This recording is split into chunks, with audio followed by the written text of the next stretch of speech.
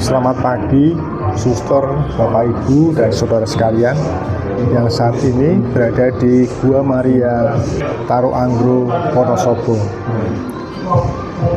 Saat ini Gua Maria Taruangro, Wonosobo akan menyelenggarakan Misa Kudus dalam rangka memperingati Hari Tritunggal Maha Kudus. Untuk itu kepada Bapak Ibu dan saudara sekalian yang ingin mengikuti acara ini, dipersilakan untuk menempatkan diri. Berkah dalam.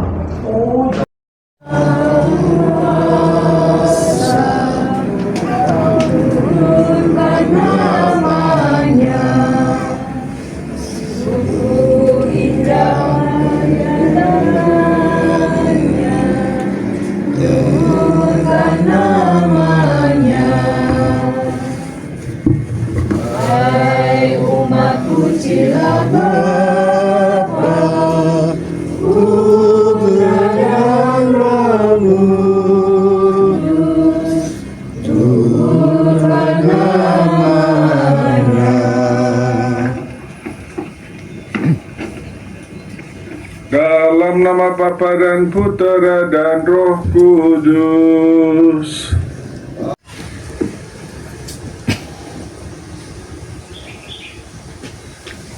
Sebelum bumi ada, kebijaksanaan sudah ada.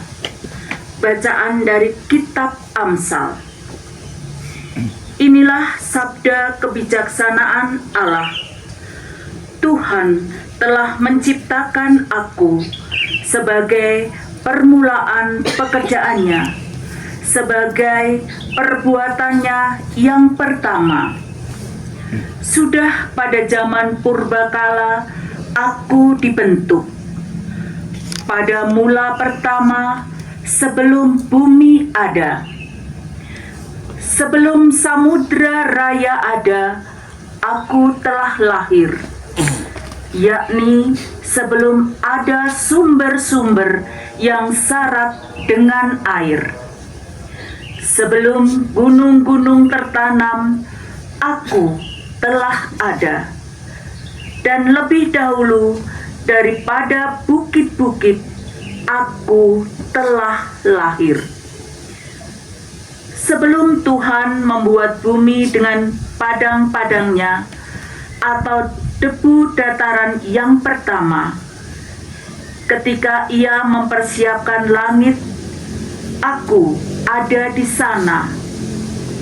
Ketika Ia menggaris kaki langit pada permukaan air samudra raya, ketika Ia menetapkan awan-awan di atas dan mata air samudra raya meluap dengan deras, aku ada di sana.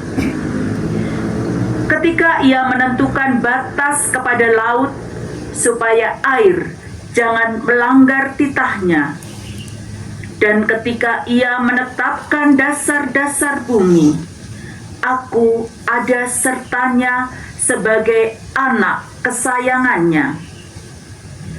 Setiap hari aku menjadi kesenangannya, dan aku senantiasa bermain-main di hadapannya. Aku bermain-main di atas muka buminya, dan anak-anak manusia menjadi kesenanganku. Demikianlah sabda Tuhan. Syukur kepada Allah.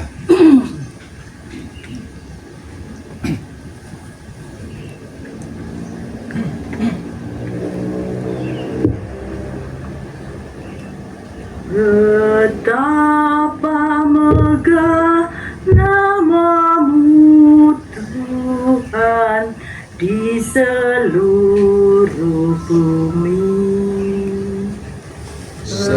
Betapa megah nama-Mu Tuhan di seluruh bumi.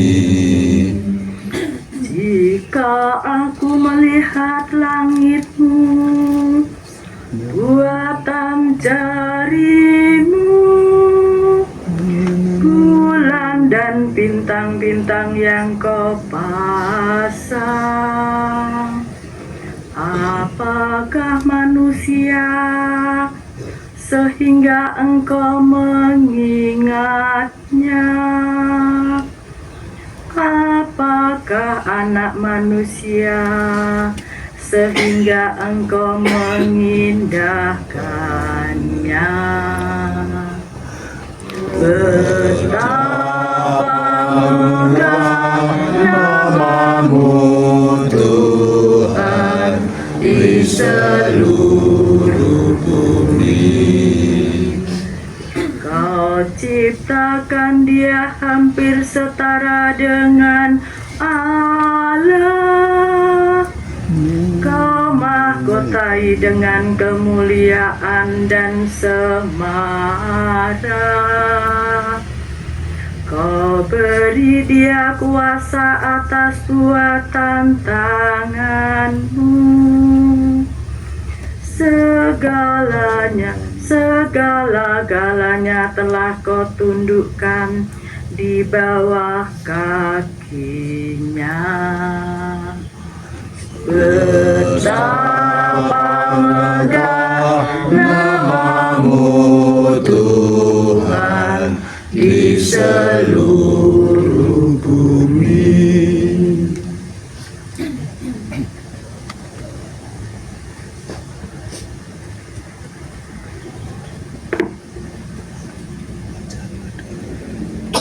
Bacaan kedua. Kita hidup dalam damai sejahtera dengan Allah oleh karena Kristus, dalam kasih yang dicurahkan oleh Roh Kudus. Bacaan dari surat Rasul Paulus kepada jemaat di Roma. Saudara-saudara terkasih, kita yang dibenarkan karena iman, kita hidup dalam damai sejahtera dengan Allah oleh karena Tuhan kita, Yesus Kristus. Oleh Dia, kita beroleh jalan masuk karena iman akan kasih karunia Allah. Di dalam kasih karunia itu kita berdiri dan kita bermegah dalam pengharapan akan menerima kemuliaan Allah. Bukan hanya itu saja, kita malah bermegah juga dalam kesengsaraan kita, karena kita tahu bahwa kesengsaraan itu menimbulkan ketekunan, ketekunan menimbulkan tahan uji, dan tahan uji menimbulkan pengharapan. Dan pengharapan tidak mengecewakan, karena kasih Allah telah dicurahkan ke dalam hati kita oleh Roh Kudus yang telah dikaruniakan kepada kita. Demikianlah sabda Tuhan. Syukur kepada Allah.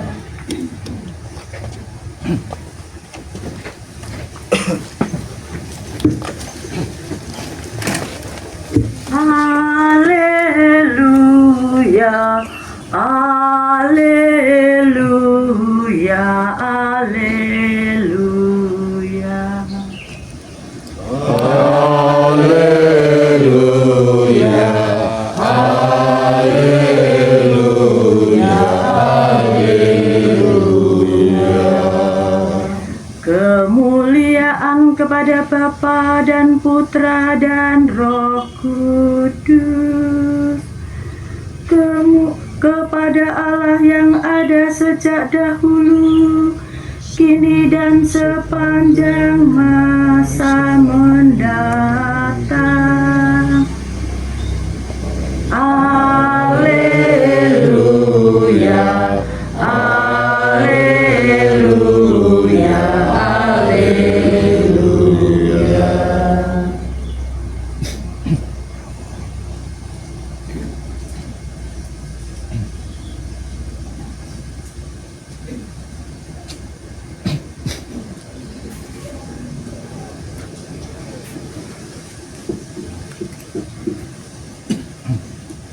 Tuhan bersamamu. Dan bersama rohmu. Inilah Injil suci menurut Yohanes.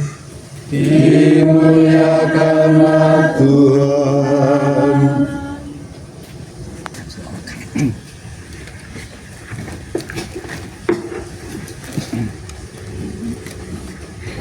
Bapak Ibu saudara sekalian yang terkasih, sebelum menyampaikan homili ini, saya pertama-tama meminta maaf kepada Anda semua, juga kepada Tuhan Allah. Mengapa begitu? Allah Tritunggal ini misteri yang besar. Kalau mau diuraikan dalam waktu 10 menit kan nggak mungkin ya toh. Jadi kalau nanti tidak jelas ya begitu sudah. Toh? Yang jelaskan saya sudah dimaafkan karena saya sudah minta maaf. Jadi terima kasih atas maaf itu, karena ini misteri yang sungguh besar, agung, mau diuraikan sangat singkat. Sedangkan waktu kami kuliah teologi dulu, ini diuraikan selama kurang lebih 1 semester. Jadi kalau saya uraikan 10 menit, jadi Anda tuh orang-orang hebat semua.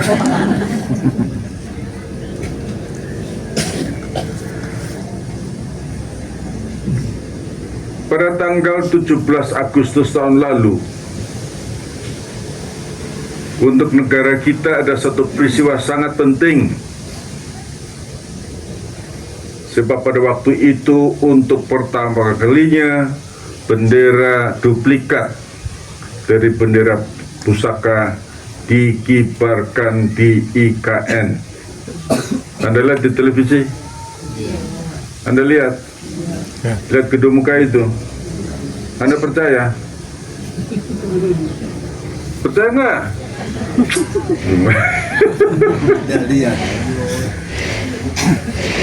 Percaya enggak itu bendera duplikatnya dikibarkan di IKN sana? Percaya? Saya.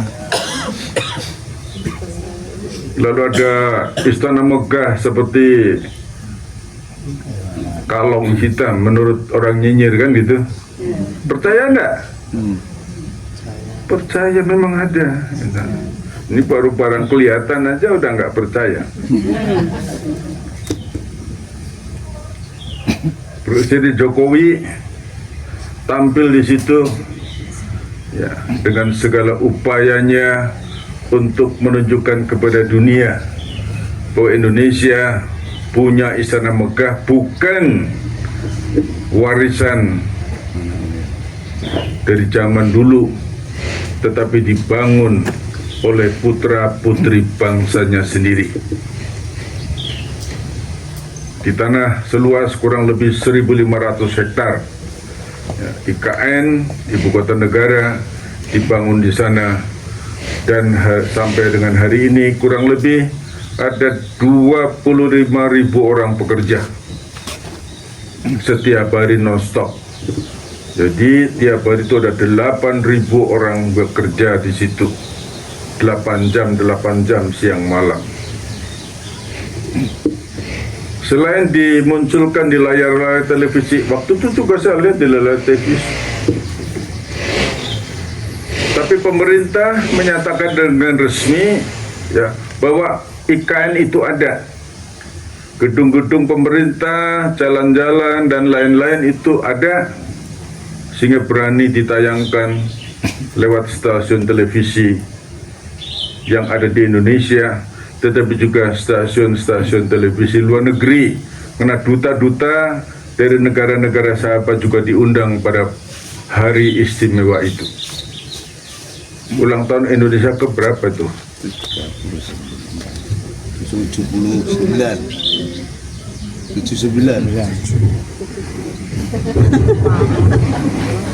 2024 dikurangi 1945 jadi 79. Pemerintah yang menyatakan, tapi sudah ke sana saya 2 kali untuk melihat bahwa ternyata benar Saya ke Kalimantan Timur baru yang hampir berturut-turut itu 4 kali. Maka tadi malam, tadi saya bilang tadi malam saya baru tiba dari sana. Semakin saya ke situ, semakin saya kenal banyak. Dulu pertama kali bersama dengan rombongan saya ke situ, kami naik ferry. Ya. Perjalanan darat dari Samarinda, saya pikir Samarinda Balikpapan tuh coba begini, kira-kira 1 jam. 1 jam apa? Lewat jalan tol, jadi jalan tol tuh benar ada. Singkat kata, makin ke sana, makin tahu banyak tentang situasi itu. Ya. Saya berangkat yang terakhir ke sana naik tak itu kapal itu Perahu motor. dulu ke sana nyebrang pakai mobil bagus, 1 hari 1 juta sewanya, tapi yang bayar orang lain, ada donatur baik. Monsinyur pokoknya jangan mikir itu, ya, pakai aja. Saya tanya berapa sih? 1 juta satu hari. Saya ke sana lagi, ya, supaya nyaman gitu ya, mau tahu. 1 hari 500.000.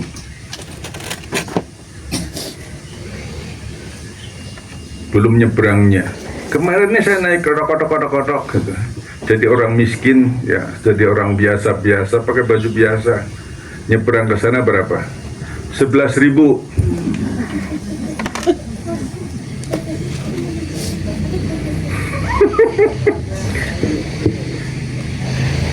Naik Grab 75.000 dari bandara. Balik dari sana otok-otok lagi 10.000. Hujan-hujan sedikit lah, krimis-krimis, nggak apa-apa. Soto Makassar kalau saya lapar, makan 1 mangkok dengan itu ketupatnya 3, memang lapar betul. Ngangkat koper, es teh 30.000, enak tuh. Makan di pinggir itu tuh, di pelabuhan tuh. Ya tanda salib ya tanda salib lah. Dari situ naik Grab 96.000 sampai di bandara. Jadi bisa pakai yang paling top, bisa pakai yang paling murah. Saya sudah mengalami.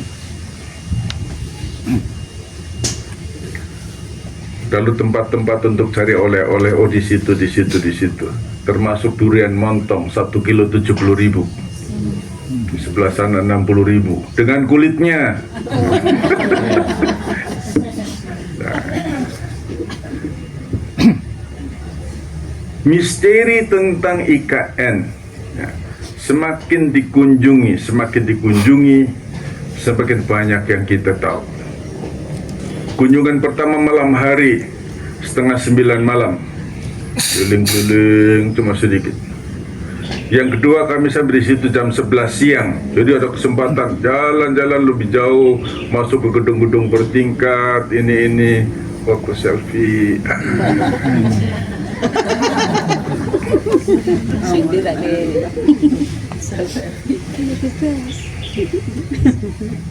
Saya bisa sampai ke situ karena ada orang dalam yang dimungkinkan kami ini untuk berjalan ke sana, dibukakan pintu ke sana. Bapak Ibu Saudara sekalian yang terkasih, misteri Allah Tritunggal kira-kira begitu ya. Bukan kita yang hebat, tapi Allah sendiri seperti pemerintah itu buka diri. IKN itu ada. Yesus membuka diri bahwa surga itu ada. Allah Bapa yang berkenan menyatakan ketika Yesus dibaptis, inilah anakku yang terkasih, dengarkanlah dia. Dia yang bersabda, dia yang ungkapkan, dia yang katakan kepada kita, inilah anakku yang terkasih. Yesus tidak pernah menulis, dia hanya bicara, mengajar dan mengajar serta memberikan teladan. Ketika di atas gunung bersama dengan 3 murid, ada suara yang menyampaikan juga didengar oleh 3 murid ini. Inilah anakku yang terkasih, kepadanya lah aku berkenan, dengarkanlah dia. Lalu Yesus sendiri sebagai anak, dia berdoa di Yohanes 17 itu. Ya Bapa, aku berdoa kepadamu, sebab Engkau mengasihi aku sebelum dunia dijadikan. Engkau dan aku adalah satu. Aku berdoa supaya mereka ini semua bersatu, sama seperti kita adalah satu. Itu sama seperti kita adalah satu. Dan sebelum Yesus naik ke surga, dia juga berjanji, aku akan mengutus kepadamu roh kebenaran yang akan membuka, akan menuntun kamu kepada seluruh kebenaran. Bapak Ibu, IKN itu hanya bayang-bayang. IKN itu hanya cerita.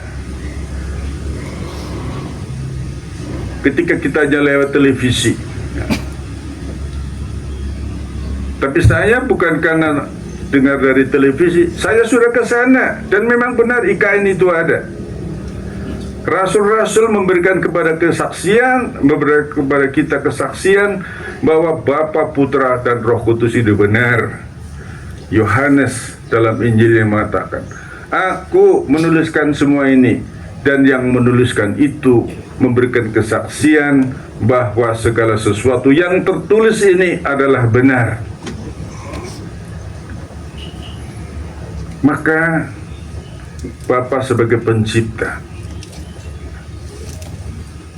yang dalam kitab Amsal tadi dikatakan,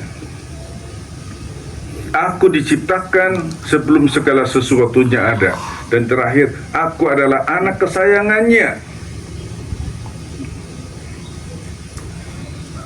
Dan ternyata anak kesayangan itu adalah Roh Kudus. Yesus sendiri menyebutnya, akulah awal dan akhir. Akulah yang pertama dari segala ciptaan. Itu artinya ketika Bapa menciptakan itu satu kali, kayak anak kembar gitu ya, satu kali lahir dua. Kalau manusia kan satu lahir, ya, kembar kan satu-satu. Ini brol itu dua. Bagaimana itu? Nah itulah misteri keagungan, ya. Allah yang satu, Allah yang tunggal, tetapi berpribadi tiga, pencipta, penyelenggara, dan penguat umat manusia, sang penghibur. Bagaimana? Mari kita pergi ke surga, kan gitu. Maka jangan lari. Seperti saya sudah mendengar ikan itu ada, saya pergi ke sana, membuktikan bahwa iya, Yesus kan sudah ke sana. Para rasul yang sudah meninggal ada di sana. Nanti giliran kita. Kalau kita bingung, syukur. Ya, kalau kita bingung tentang Allah Tritunggal, syukur. Kalau kita bertanya-tanya, syukur. Itu artinya Anda mikir. Kan gitu toh? Itu artinya Anda tidak merasa bodoh atas peristiwa misteri ini. Tapi di sisi lain, moga-moga itu menambah keyakinan kita, menambah kerinduan kita untuk nanti kita akan ke sana. Kita juga boleh bermohon seperti Yesus tadi. Sekarang ini ketika kamu mendengarnya, kamu belum dapat memahaminya, belum dapat menanggungnya. Nanti Roh Kudus, Roh Penghibur, Sang Penolong yang akan diutus Bapa kepadamu, dialah yang akan menuntun kamu kepada seluruh kebenaran. Maka ketika kita membuat tanda salib, kita mengingatkan lagi pada diri sendiri bahwa Allah Tritunggal yang kita yakini itu benar ada, sungguh misteri, sungguh agung, satu adanya, mulia sama-sama, tinggal di surga sama-sama, dan sama-sama mencintai kita. Ya, ini sebagai ilustrasi.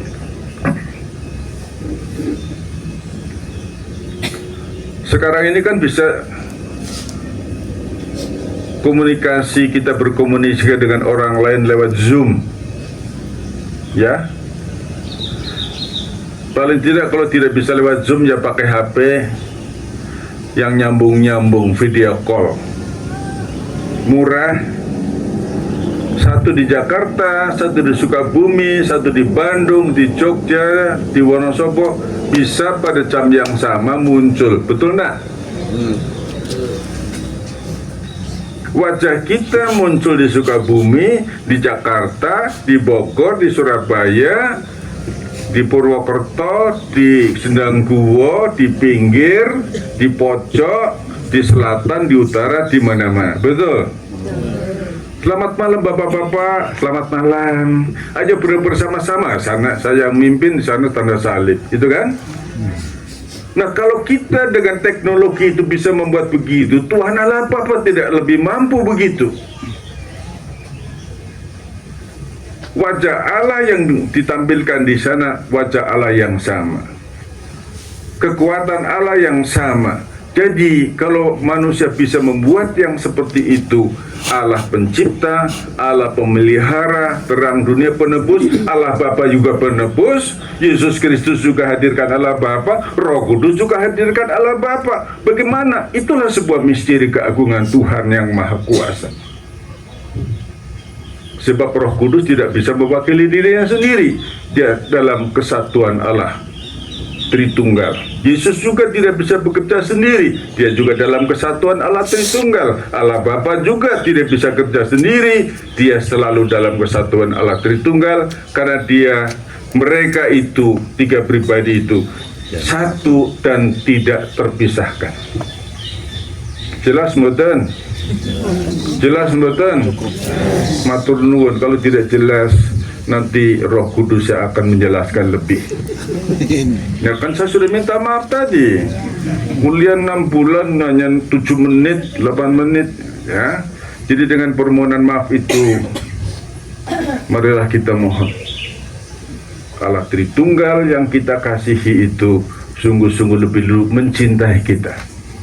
Allah Tritunggal yang Maha Sempurna itu lebih dulu menyempurnakan kita. Allah Tritunggal yang istimewa itu sungguh-sungguh hadir membimbing kita supaya tidak ada satu orang pun yang tersesat untuk sampai pada keselamatan abadi. Dan kalau begitu, pantaslah kita bersyukur karena Allah yang menyatakan dirinya, Allah yang menyatakan kemurahannya, dan di lingkungan gereja kita diberi rupa-rupa sarana, ekaristi, sabdanya, sakramen-sakramen, ziarah ke sini, doa rosario. Marilah kita bersyukur bahwa kita diberi makanan-makanan rohani yang begitu banyak.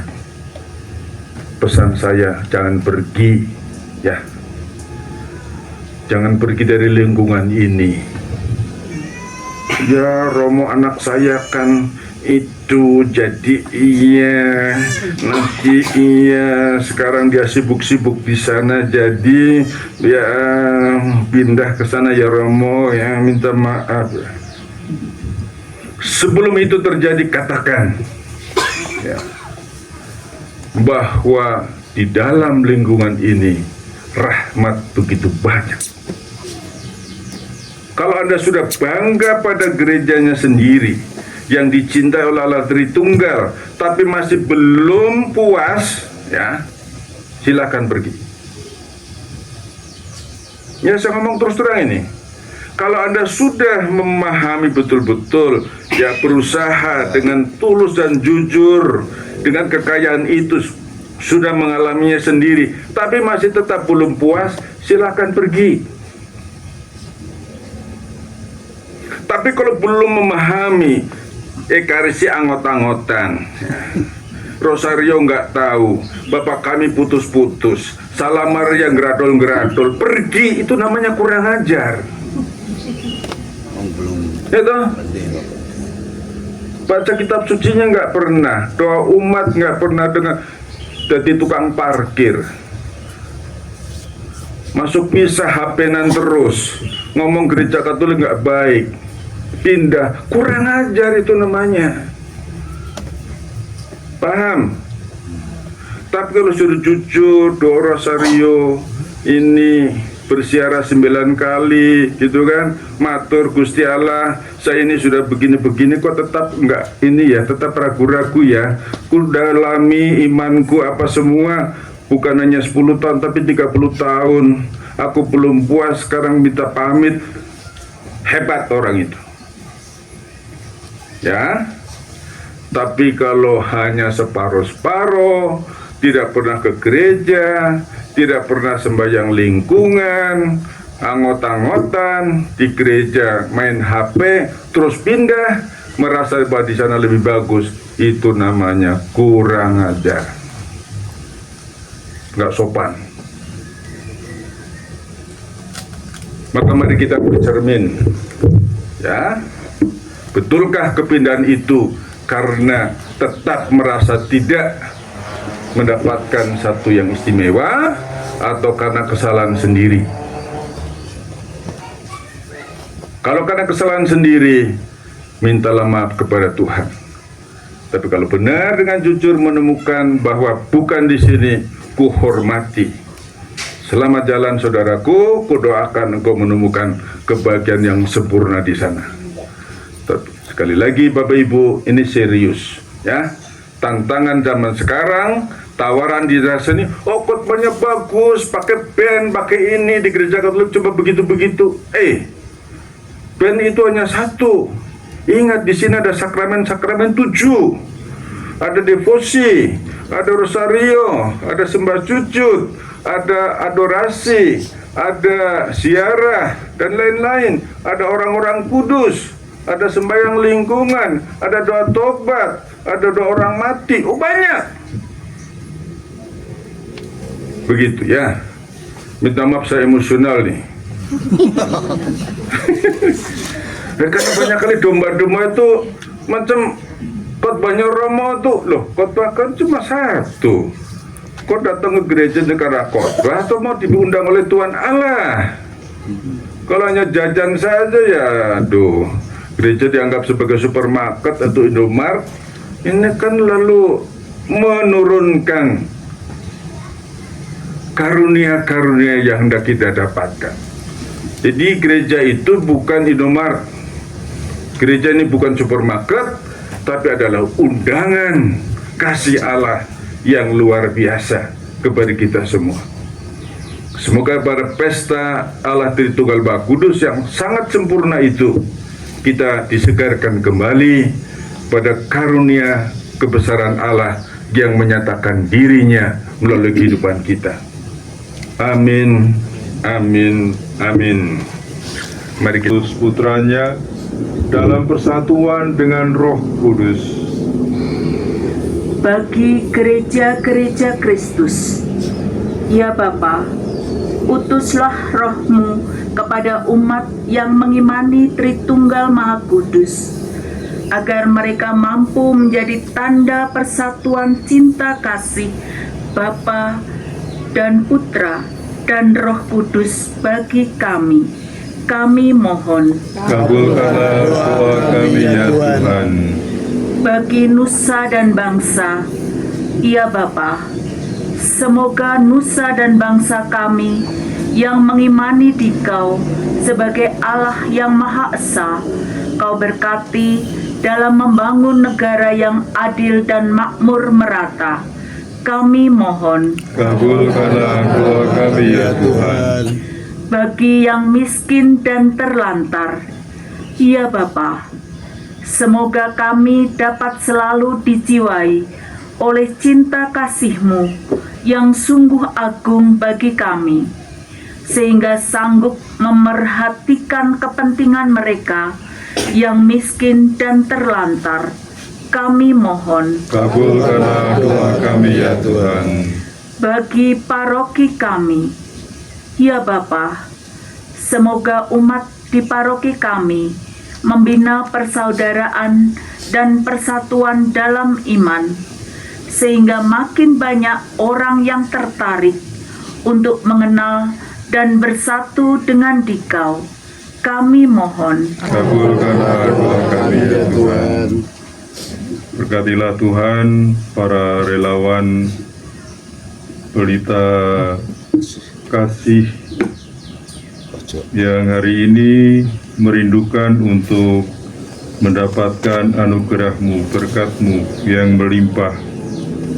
Mereka sungguh-sungguh dari awam yang bergerak. Semoga Engkau menyertai mereka dengan Roh Kudus-Mu, agar mereka dalam perjuangannya tidak kenal lelah, dan baktinya untuk kemuliaan nama-Mu semakin nyata dalam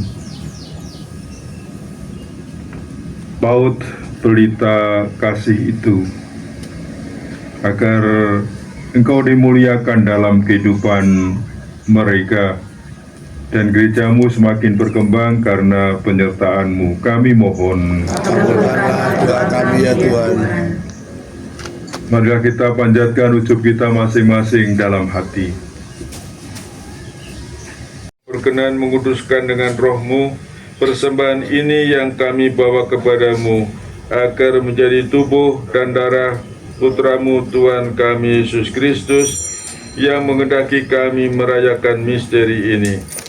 Pada malam Dia dihianati, Dia mengambil roti, dan sambil mengucap syukur, Dia mengucap berkat, memecah-mecahkan, lalu memberikannya kepada murid-muridnya seraya berkata, "Terimalah dan makanlah kamu semua, inilah tubuhku yang diserahkan bagimu."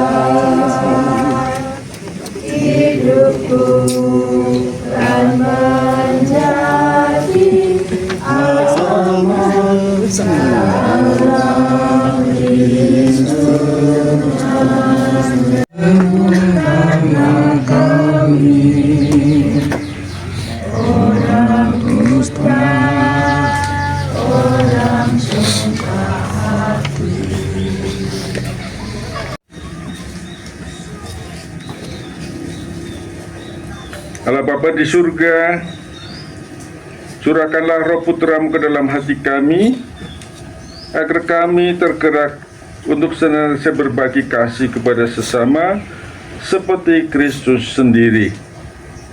Semoga dunia menyerahkan dirinya kepada kebangkitan abadi dengan perantaraan Kristus Tuhan kami.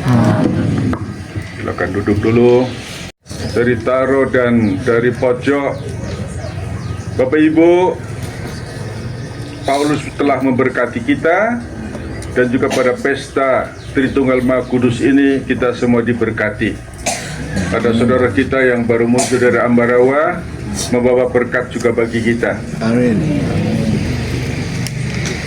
Tadi dalam doa penutup, sebagaimana Yesus berbagi, kita juga diundang untuk berbagi, kan? Nah, ini saudara-saudara kita dari pojok yang tadi sudah menyatakan dirinya yayasan kaum awam yang bergerak untuk memberikan orang-orang yang masih ingin tumbuh besar di pendidikan PAUD.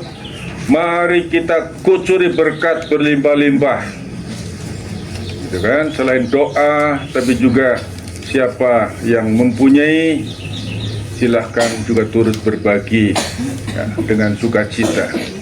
Tentu yang berbagi dengan sukacita akan dibalas Tuhan dengan sukacita 7 kali lipat. Amin. Tidak minta maaf, 100 kali lipat. Amin. Loh, itu di kitab suci loh. Ya. Siapa meninggalkan bapaknya, ininya, itunya gitu kan? termasuk kepengnya, itu akan dibalas 100 kali ganda. Saya hanya menyampaikan, tapi Anda nanti yang akan mendapatkan buktinya. Tepuk tangan untuk semangat ini. Lalu Romo Sumpono ini, lurah di sini,